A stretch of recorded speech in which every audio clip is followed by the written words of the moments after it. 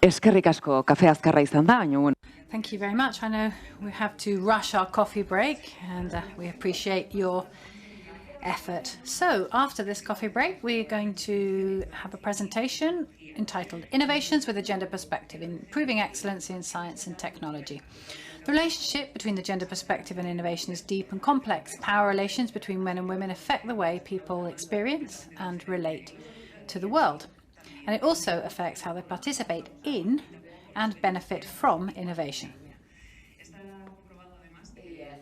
It's also been proven that innovation wins if there is diversity in decision making, because this leads to more creative and more effective solutions. So research has shown that diverse teams tend to be more innovative. So equal access to innovation opportunities includes access to education, financing, resources and support networks necessary to participate in innovative activities. It also allows us to identify specific needs that often go unnoticed. For example, in the area of health technology, innovative solutions that can be discovered that address specific health problems for women that have not adequately been addressed in the past. Of course, economic empowerment, which also includes the promotion of entrepreneurship led by women and the creation of job opportunities in innovative fields. All of the above, of course, pose challenges, and they challenge also gender stereotypes in traditionally male-dominated fields such as technology and engineering. Let's not forget gender-sensitive technologies. So basically, those products and technologies that are designed right from the word go to be inclusive and respectful. We also need to take into account ethics and equality in innovation to ensure that the benefits of innovation are shared out fairly. I have the pleasure now of introducing an expert in this matter who has dedicated a large part of her career and life to giving shape to everything I have just been mentioning. She's called Londa Schiebinger, and she is a professor of history of science at Stanford University and founding director of gendered innovations in science, health and medicine, engineering and the environment. Online, Professor Schiebinger. Are you there? No, not yet. Me dicen que siga hablando. Muy bien, pues yo sigo hablando. Well, I've been told to keep talking. Okay, I'm very good at talking. That's what I do for a living. So what are we going to be hearing about? What's she going to be focusing on? Professor Schiebinger. Well, she's going to be saying that we don't just have to be cross-cutting in what we do.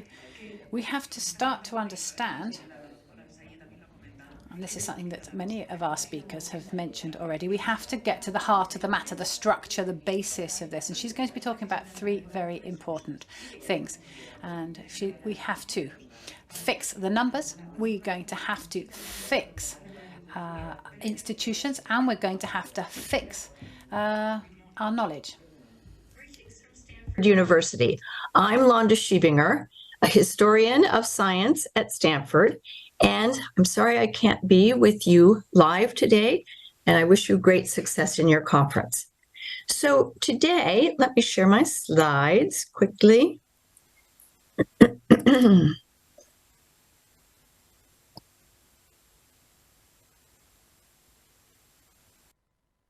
And here we are.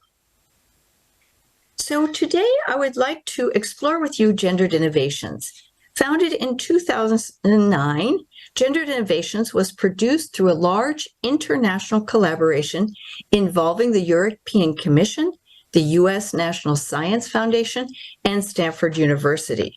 And we've now expanded into South Africa, Argentina, South Korea, and Japan. A Gendered Innovations Research Institute was opened in Korea in 2015 and Japan in 2022. Gendered Innovations has brought together over 220 basic scientists, engineers, humanists, and social scientists in a series of collaborative workshops.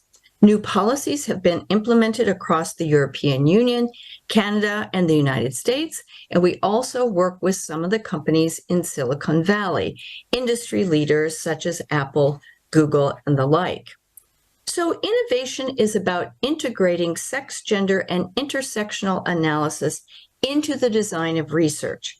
The operative question is, how can we harness the creative power of sex, gender, and intersectional analysis for discovery?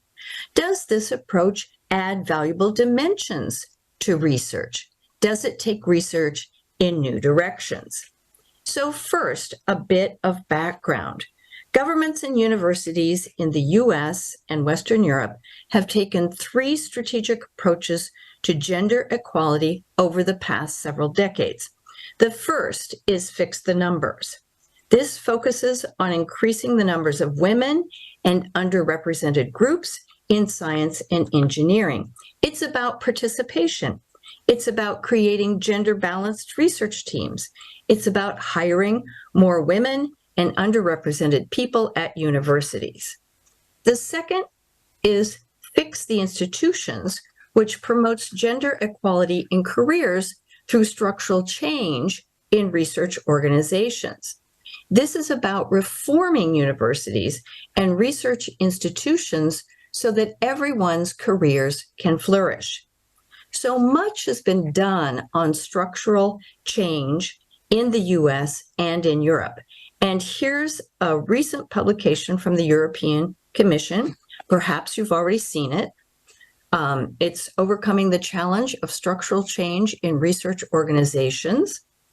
And in the US, dual academic careers is an issue, especially for recruiting women. In 2008, I led this national study of dual career academic couples, and we gave all the data nationally and also, importantly, policy recommendations. Both of these publications are free and available on the internet. Now, the third fix is fix the knowledge, or gendered innovations. This stimulates excellence in research and technology by integrating sex, gender, and intersectional analysis into research. And in my short talk today, I'm going to focus on fixing the knowledge.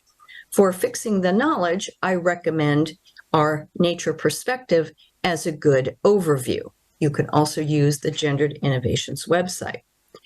Now, we distinguish these 3 fixes analytically, but in reality, they work together. Although many people try to fix the numbers first, we academics will not fix the numbers unless we also fix the knowledge. So let me give you 2 quick examples of the link between who does science and what science is created. So using a sample of 1.5 million medical research papers, our study, this is a study I did with Matthias Nielsen, our study found a link between women's authorship and the likelihood of a study to include sex and gender analysis. So this should not be so. Sex and gender are important variables that should be in all papers where relevant. But we did, in fact, find that women are more likely to incorporate this analysis into the research. This is what we found. Of course, using these algorithms, we could only do binary gender, so we don't know about non-binary people.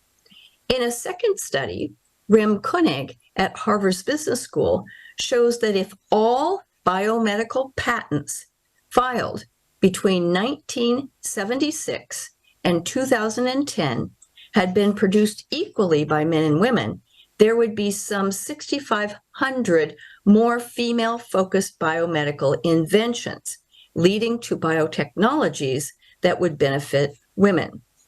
So I'm on the board of Femtech right now. It's a startup and was created by some of my former Stanford students, and it's extremely interesting. Now, some criticize Femtech for excluding trans and non-binary people, or people who were not born biologically female. But there are several startups now, such as Queerly Health, that focus on the LGBTQ plus communities. And I realize that this is not your topic, but these are examples of studies that have been done on this particular issue. So why might all of this be relevant to your research? Why should you include sex, gender, and/or intersectional analysis in the design of research? So beginning in 2020, the European Commission's strengthened their gender dimension in research, and applicants are now required to integrate sex, gender, and/or intersectional analysis into the design of research or to justify that it's not relevant. And the idea is, this is important, the idea is that if taxpayer money is to be used, the research should benefit all across the whole of society. To provide the intellectual foundation for this policy, the European Commission held a 2-year expert group, which I directed. This group consisted of 25 experts from numerous fields of science, from biomedicine to marine science to machine learning, environmental sciences, and our results are published here. The book is easy to find and download. It's free, or you can find most of the information on the Gendered Innovations website. Now that I've set the stage, let's dive into some examples. So take, for example, I'm going to do AI and machine learning first. So take, for example, search engines. In Google search, let's say you're searching for a job. In the search results that appear, men are 5 times more likely than women to be offered ads for high-paying executive jobs. So why is this? Google didn't intend to do this. It has to do with the data and the search algorithm. So men in the US on average are paid 20% more than women. This is an average of all men and all women, not broken down by any other factors. The algorithm has been designed to get the right ad to the right person. So in this case, an ad for a high-paying job would go to a man. And as you can see, this perpetuates the cycle of social inequalities. Now, once engineers became aware of the problem, it can be fixed. So moving on to computer vision. Let me move myself a little bit higher. This is a photograph. So computer vision fuels if you search for a cat, you get an image of a cat, that's computer vision. So in computer vision, a photograph of a traditional US bride dressed in white is correctly labeled bride, dress, woman, and wedding. If you put in any of those words, you would get a picture like the bride here in the white dress. But a photograph of a North Indian bride is mislabeled as performance, red, costume. So why is this? Again, the problem has to do with the data. So we see here ImageNet, which fuels computer vision, and we see that more than 45% of ImageNet data comes from the United States, but we are only 4% of the global population. By contrast, China and India together contribute only 3% of the data in the ImageNet. And even though these countries represent 36% of the world's population. So again, the data set can be fixed and have appropriate geodiversity. And one last example here is soap dispensers. They don't work for people with darker skin. So there's a video of a man with lighter skin. He puts his hand under the soap dispenser, gets soap. Man with darker skin puts his hands under a soap dispenser, no soap. Lighter skin, soap. Darker skin, no soap. So why is that? This is because the near-infrared technology to see the hand, close the circuit, and dispense the soap doesn't work for darker skin. Now, more seriously, as we learned during the pandemic, pulse oximeters, the little oxygen monitors you put on your finger, don't work well for darker-skinned people. And this can put people who get themselves to the emergency room because they can't breathe in danger because the machine monitoring them cannot see the proper oxygen saturation in the blood. Now, each of these examples is important, but what did you notice about them? So each example focuses on only one social dimension in isolation. either gender with the Google search, geographic location with the computer vision, or skin tone with the soap dispensers. So here we focus on a higher level problem, intersectionality. So what is intersectionality? Intersectionality describes the overlap or intersecting forms of discrimination related to gender, sex, ethnicity, age, socioeconomic status, sexuality, geographic location, and so forth. The term was coined in 1989 by legal scholar Kimberly Crenshaw to describe how multiple forms of discrimination intersect specifically in Black women's lives. In 1989, her concern was that the white feminist movement was excluding women of color. So let me show you how this works in research, and this is research done on facial recognition by Joy Bolamwini, and it's called Gender Shades.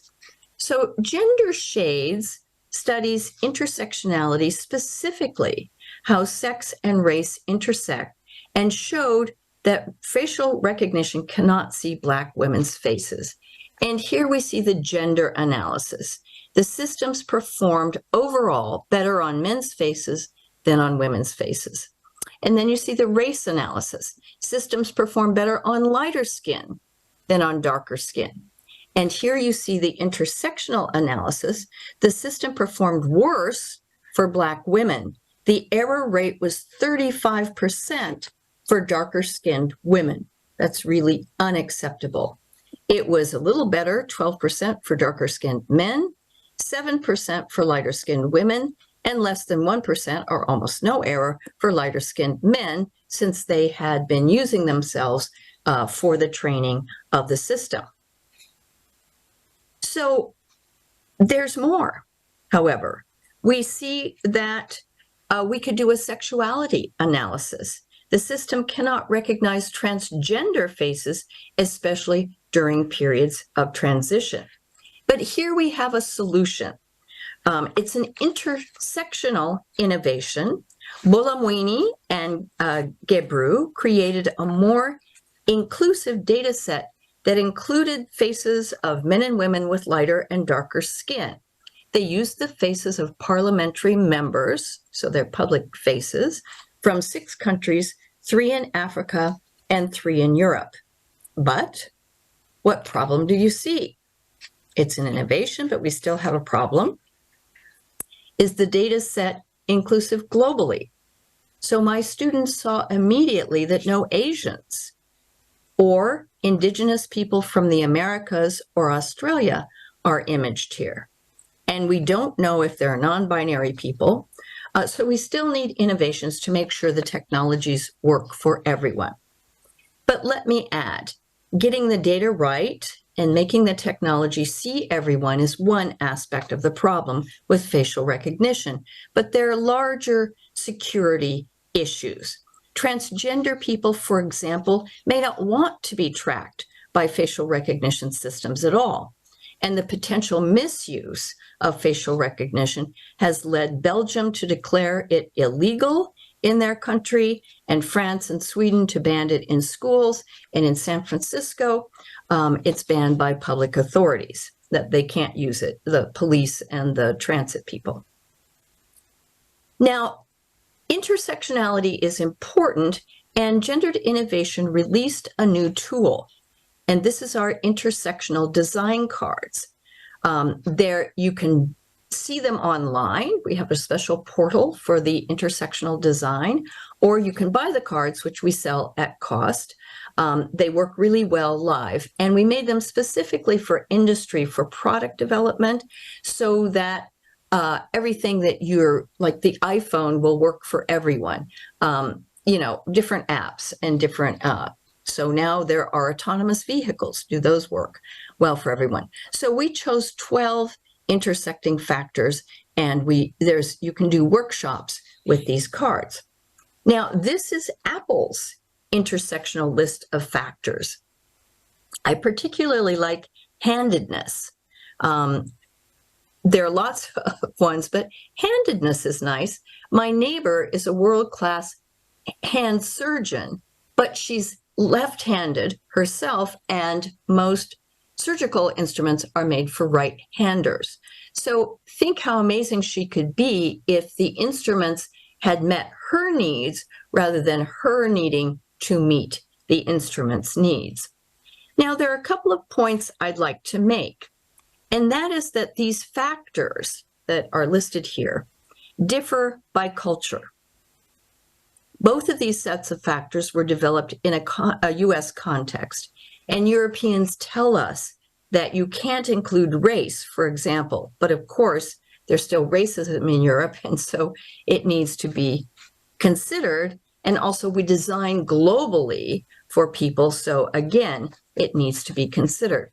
Now, a second point to make is that each researcher needs to choose the factors most relevant to their product. You can't look at all the factors. It's like any research project. You start broad and then you narrow it down to what's most important for your project. But our point is you shouldn't rely on an unconscious default.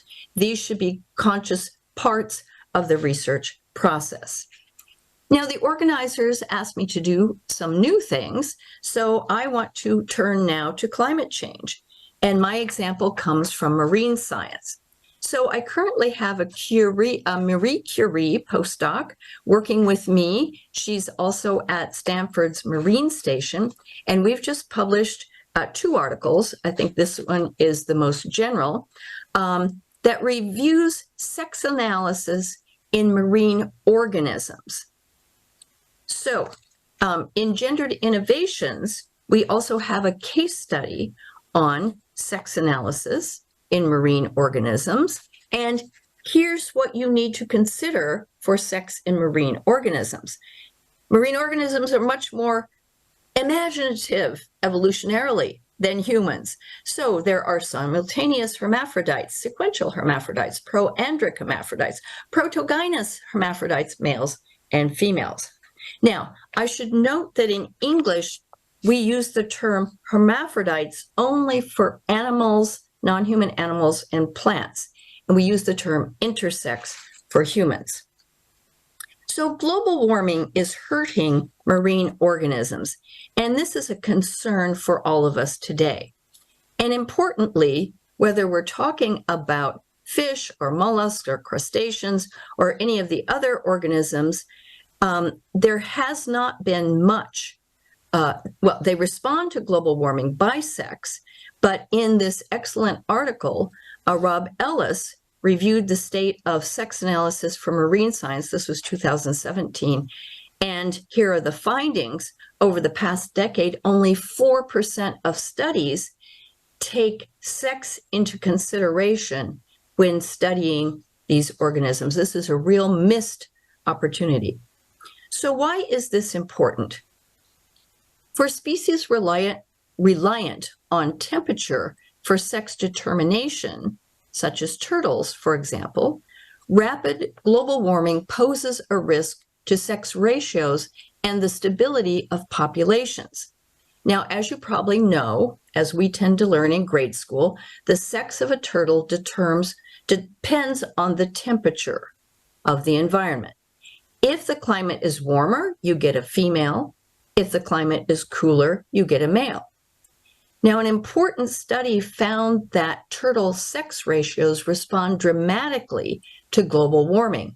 In Australia, turtles born in the warmer part of the Great Barrier Reef, for instance, became 99% female, while in the cooler part of the Great Barrier Reef, they remained a more natural 68% female. Such a change in the sex balance, a population of 99% female, will not survive. This population will collapse. So if it's 99% female, it's very hard to reproduce.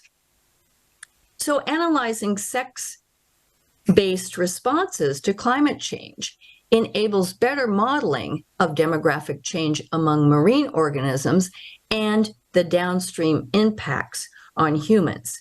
Effective ocean management and mitigation of climate change impacts depend on understanding organisms and the ecosystem response to human-made climate change. Now, with Elena Gysi, we are working on an intersectional approach to modeling climate change, and you can find this on our website.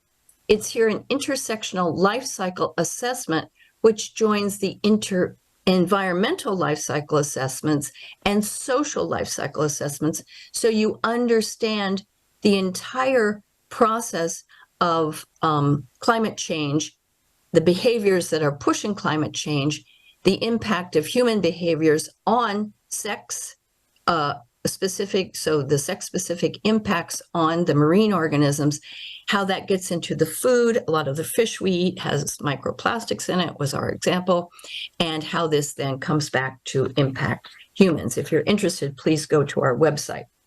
So designing sex and gender analysis into research is a crucial component contributing to world-class science and technology. Now, I have just a few minutes left, and I want to go live to our website for a moment so I can show you all of the resources that we have here. Now, over 2 million unique users have been to our website, and they come from 185 countries. So it has had an impact. So one part that's of importance to you are our methods, the methods of sex and gender analysis. We also have added then intersectional approaches. And I just want to show you one thing quickly here. When we talk about analyzing gender or looking at intersectionality, this is not one thing you do, like recruiting both men and women to your study. It is a type of analysis that goes through the entire research process, from identifying problems to designing the research to collecting the data and analyzing the data and in the kind of dissemination. So these give tips as to the things you should consider at each of those stages. And then, of course, we have the citations here. So all the methods are very important. And then you can see our case studies here in our buckets of science, health and medicine, engineering, and environment. And I recommend a lot of these to you. The menstrual cups here in environment is one of my favorite. So anyway, now I did want to say a few things about policy recommendations. How do we incentivize scientists to take up sex and gender analysis? So policy is one driver of innovation, and we have to consider the 3 pillars of science infrastructure. I should also add industry over here, but I'm just looking at funding agencies, peer review journals, and then universities where we have a lot of influence. So I'm going to start with the granting agencies, the funding agencies. They are important for asking researchers to include sex, gender, and intersectional analysis at the beginning of the process as a condition for funding. And Gendered Innovations recently did a study of 22 national funding agencies across 6 continents, so a global study. And we then created this roadmap of how to create excellent policy. And you can click into each one of these here, and we collected the best emerging practices. And you can see, so you don't have to make up your own definitions. You can just easily use what is happening in others. So we also have all the examples of the proposal guidelines for applicants, the instructions for evaluators, the trainings, and so on and so forth. So this is very important. The second pillar of science infrastructure is peer-reviewed journals. And this is then at the end of the process. There's another opportunity to check that the research is excellent and that sex, gender, and/or intersectionality have been considered if relevant to the study. And what's very exciting I've been collecting policies since about 2012, 2016. And what's very exciting is that Elsevier, for example, which has so many journals, they have put in guidelines for authors for sex and gender-based analysis, not intersectionality yet, we're working on that, across 2,300 of their journals. So it used to be that these kinds of guidelines were only for medical journals, biological journals, but now look, it's for information and software technology. It's for artificial intelligence. So it's very important that you know how to do this kind of research so you can be successful publishing your work. Now we come to universities, and I would say we are not doing our job. This is the third pillar, and we're the people who should be teaching students how, undergraduates and graduate students, medical professionals, how to do sex and gender analysis, but we aren't really doing it. Medical schools don't include all of this, though there's a new initiative in Switzerland that is of interest. But what I wanted to show you was computer science. So computer science is doing something very interesting, and this is called embedded ethics courses. These courses teach the social analysis, the social impact of computer science research along in the very same course as the technical skills are taught. So this is very exciting. This started at Harvard in 2017. Stanford has been doing this since 2020. We found it so important that we did a case study on it. So if you're interested, you can look here and get more details. And then importantly, so we have some of the courses here. Importantly, the U.S. National Academies of Sciences did this report just last year, talking about fostering responsible computing research. And this says everything that I've been saying. So it's very exciting to see the engineers embrace this sort of thing. So I'm going to stop here. I'm sorry I'm not here to take your questions. However, if you have some really important questions that you would like to ask me, you can email me. You can also sign up for the Gendered Innovations listserv, which sends out some of the newest research in this area. So thank you very much for your attention, and I hope you have a wonderful conference.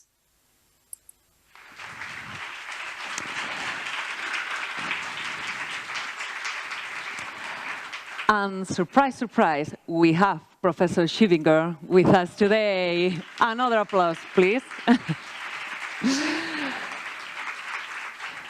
Thank you very much, Professor Schiebinger, for bringing us specific cases and research to understand better how important it is to have innovation based on gender perspective and the tools you gave us as well. Thank you very much. Let's start with the Q&A. Anyone? Calderarik? Are there any questions from the floor? To make you a question. Nowadays, organizations, institutions, and companies have sufficient information about biases and maybe some kind of discriminations. What is the biggest challenge to achieve the three main strategic areas you mentioned before? I mean, the fix the numbers, fix the knowledge, and fix the institutions. Yeah, so people tend to know about fixing the numbers. Since 1980, the US has been gathering statistics. Universities are very interested in doing all of this. And people have also caught on to the transformational structural change of research organizations, which is very exciting. We had the giant advanced program in the US. And I know Europe has also been doing this. Now, what isn't known is fix the knowledge. And this is where we need these incentives to establish professors and researchers to learn how to do this. And I think the funding agencies and the peer-reviewed journals are offering great incentives. But anytime your university is doing grants internally, or you can even offer seed money, seed grants to get them ready to apply to the EC, for example. You can give seed grants for sex, gender, and intersectional analysis in any research the person is currently doing. So we do this at Stanford in the medical school. It's just small bits of money. It's not a lot, but it's enough that professors will do a short application, and then they meet together in the spring and discuss what they've found. And I think it's good to give these carrots. So ask them what research they're doing now and how they could apply either sex analysis, gender analysis, or any of the aspects of intersectional analysis. Thank you. Yes, we have another one from the audience. I'm not sure. Wait a little bit, Professor Schiebinger. Morning. Hi. It's really nice to hear you, Londa Schiebinger, sorry. We've been following you for years here.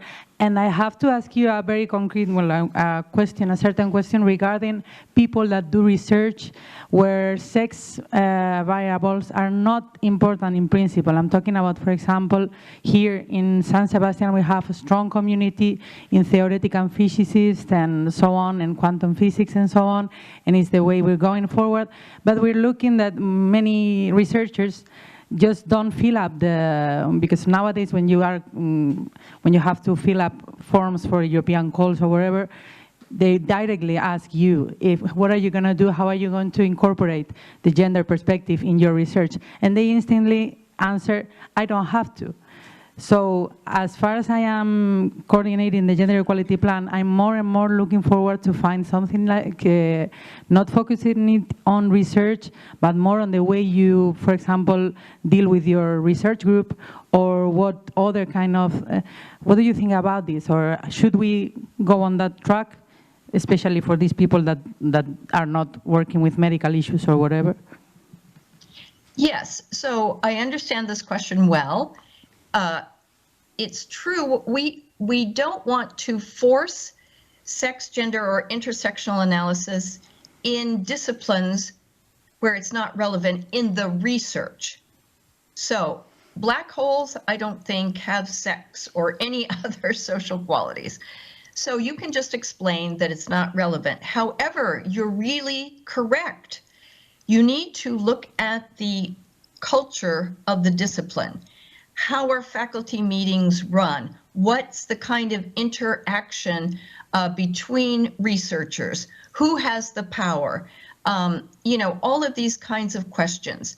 And there's a lot of material on that, on this kind of structural change. And I really think that that is where it is important for fields like pure mathematics or theoretical physics to look at the culture. And there's a lot of great literature on that. I'm happy to offer some, but I'm sure you can find it. So yes, that is the way to go, in my view. Thank you. Another questions? Galderarik? I'm going to ask you the last one, Professor Schiebinger. Let's put us in the best case scenario, how it could be a society based on, as you said before, intersectional innovation. How could it be a society? Elaborate a little bit? Yeah, a society. I mean, how could it be if everything will be fixed in the next future? Yes. Well, my job would be done. I would love to put myself out of work, right? Well, I think we would then have equality, equity, and people would have a real opportunity to contribute new ideas that lead to discovery and innovation. I mean, I'm waiting for this day to come. It's certainly, the social conditions are certainly much better today than they were, say, 30 years ago, especially for women, people with different sexual orientations, transgender people, underrepresented minorities. It's better today than it was 30 or 40 years ago, but we still have a long way to go. So let me know when we've reached the ideal society. I will do, for sure.